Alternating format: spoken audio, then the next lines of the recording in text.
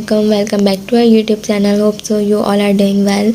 आज हम एग्जाम्पल 4 करेंगे। प्रीवियस वीडियो तक हमने एग्जाम्पल 3 तक कर लिया था, जिसके अंदर हमने पूरी स्टेटमेंट सीखी थी और हमने परचेज सीखा था, नेट परचेज।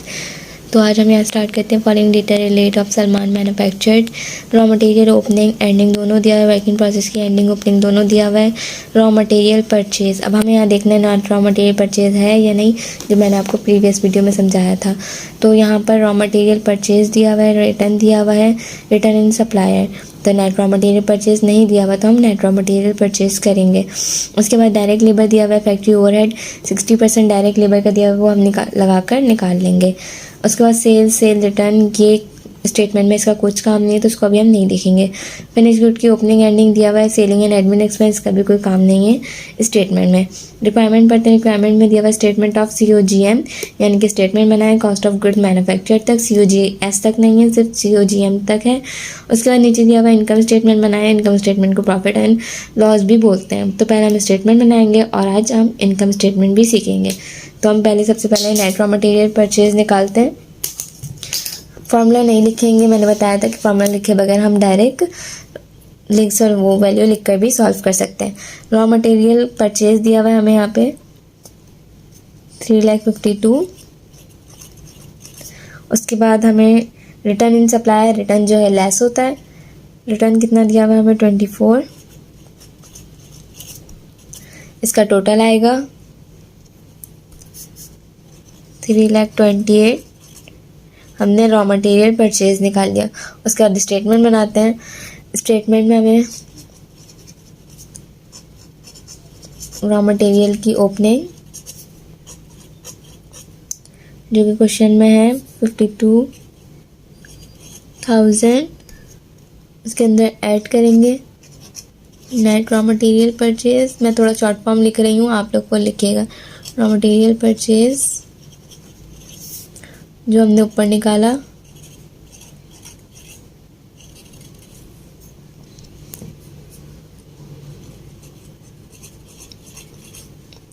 उसके बाद यहाँ पर हम लिखेंगे raw material available for use.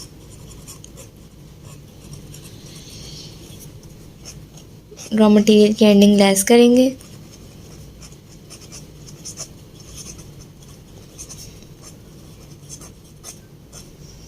Raw material की एंडिंग दी हुई है 38।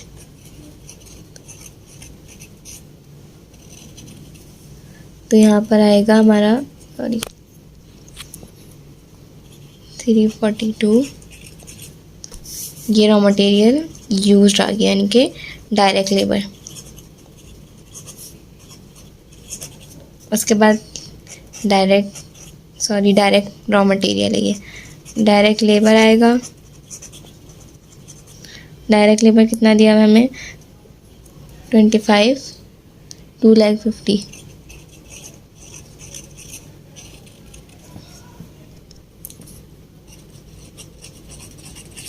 प्राइम कॉस्ट आ गया ये।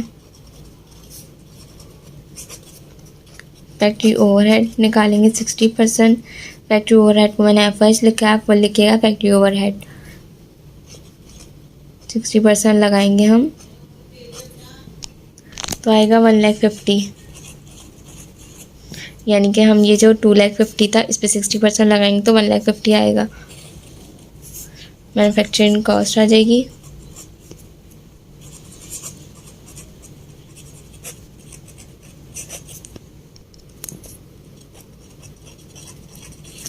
उसके बाद वर्क इन प्रोसेस की ओपनिंग, पेपरों में फुल लिखना होता है सब, मैं यहाँ पर शॉर्ट लिख रही हूँ। ओपनिंग दी हुई है 45,000। टोटल वर्क इन प्रोसेस आ गया, माइनस करेंगे वर्क इन प्रोसेस की एंडिंग। वर्क इन प्रोसेस की एंडिंग दी हुई है हमें यहाँ पर 67। यहाँ पर आ जाएगा कॉस्ट ऑफ गुड मैन्युफैक्चर्ड।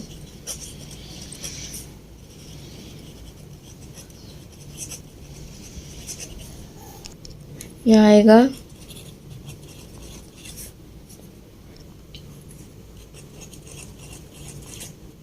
ये हमारे पास स्टेटमेंट बन गई।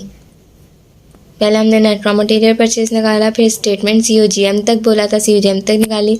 अगर कॉस्ट ऑफ गुड्स सोल्ड बोलता तो फिनिश गुड की ओपनिंग एंडिंग भी लेस करके कॉस्ट ऑफ गुड्स सोल्ड तक निकाल देते। अब उसने यहाँ पर हमें बोला है कि इनकम स्टेटमेंट भी बनाओ, तो इनकम स्टेटमेंट बनाते हैं। अब इसको यहाँ पर पॉज करके कॉपी कर लें इस क्वेश्चन को भी, फिर आगे चलते हैं। अब यहाँ पर मेरे पास फॉर्मेट बना हुआ है, हेडिंग वगैरह डली हुई है। इनकम स्टेटमेंट आप लोगों को पता होगी, सेकेंड ईयर में ही पढ़ी है, BCom पार्ट 1 में भी पढ़ी है, अब पार्ट 2 में पढ़ रहे हैं हम। इनकम स्टेटमेंट में सबसे पहले हमें क्या चाहिए होता है, नेट सेल।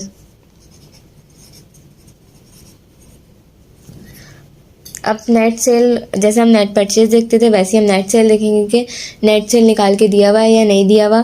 तो हम यहाँ पर देखेंगे, मैंने दिखाया था सेल रिटर्न स्टेटमेंट में कोई काम नहीं, इसका प्रॉफिट एंड लॉस यानी कि इनकम स्टेटमेंट में काम है।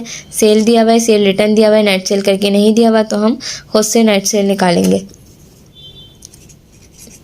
सेल्स उसमें से माइनस करेंगे सेल रिटर्न। सेल डिस्काउंट होता तो सेल डिस्काउंट भी इसमें से लेस कर देते। सेल रिटर्न दिया हुआ है सिर्फ, तो सेल रिटर्न ही लेस करेंगे।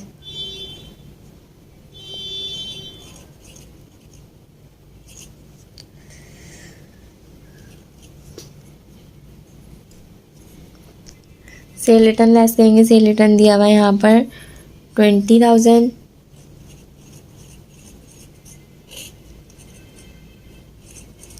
$8 लाख आ गया हमारे पास नेट सेल।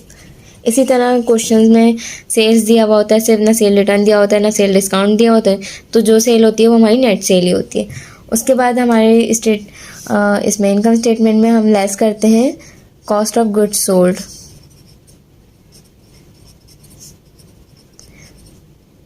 नेट सेल में से लेस करते हैं कॉस्ट ऑफ गुड्स सोल्ड। अब क्वेश्चन में कॉस्ट ऑफ गुड्स सोल्ड तो नहीं दी हुई हमें, और ना हमने स्टेटमेंट में निकाली। अगर हम स्टेटमेंट में निकालते तो स्टेटमेंट से कॉस्ट ऑफ गुड्स सोल्ड उठाकर हम यहाँ लिख देते।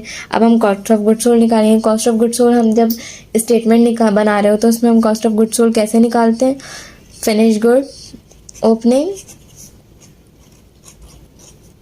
जिसके अंदर हम ऐड करते हैं COGM, यानी कि जो हमने स्टेटमेंट में कॉस्ट ऑफ गुड मैन्युफैक्चर्ड निकाला वो ऐड करते हैं, माइनस करते हैं फिनिश गुड की एंडिंग, तो हमारे पास आता है cost of good sold. Finish good की ओपनिंग कितनी दी हुई है,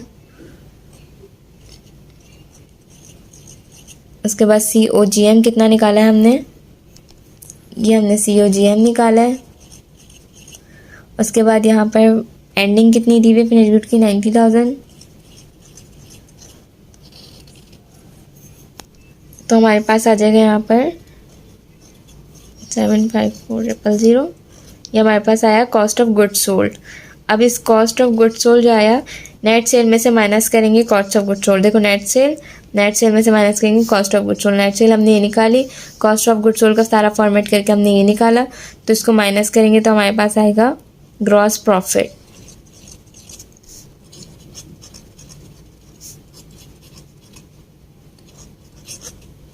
अब माइनस करेंगे एक्सपेंसेस।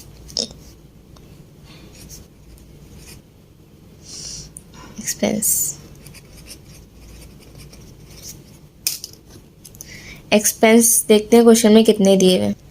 क्वेश्चन में सिर्फ एक ही एक्सपेंस दिया हुआ है, सेलिंग एंड एडमिन एक्सपेंस, तो हम वही एक्सपेंस लिख देंगे। बाकी सारी चीज़ें हमने ले ली हैं, तो एक एक्सपेंस है, हमें वही एक्सपेंस लिख देंगे।